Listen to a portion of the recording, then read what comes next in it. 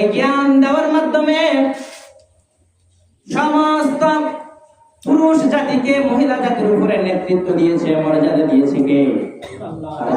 কে? আল্লাহ। শুধু তাই নয়, আরেকটা কারণ বলে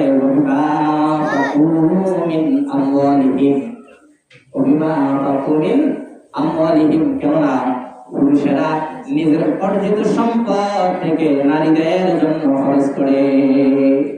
কালকে আমাদের ময়দানে বলেন তো দেখি, কোন মহিলাকে ডেকে এনে প্রশ্ন করা হবে না যে তুমি তোমার স্বামীর কেন ভরণ পোষণ দাও নাই? এ প্রশ্ন করবে?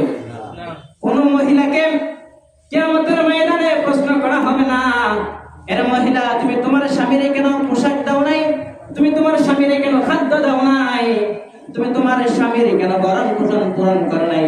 এই প্রশ্ন কোন মহিলাকে করা হবে, কিন্তু পুরুষকে করা হবে কিনা? হবে কিনা? শুধু তাই নয়, বিয়ে করার সময় মহর দিতে হয় নারীদের না পুরুষে দেয়? হ্যাঁ, পুরুষের নিজের টাকা দিয়ে নারীদের মহর দেয় না। আর আমাদের দেশে তো সিস্টেম উল্টা, মাইন্ডার বাপরে ওগুলার বাপরে দেয়, ঠিক কিনা? তাই না? ঘরের হান্ডি, বাটি, সোফা, বস্তা, টিভি, ফ্রিজ, মোটরসাইকেল দেয়নি?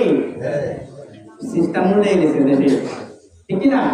ইসলামের নিয়ম হলো বিয়ে করার সময় পুরুষেরা নারীকে মোহর দিয়ে দিবে, এটা ফরজ। এটা কি?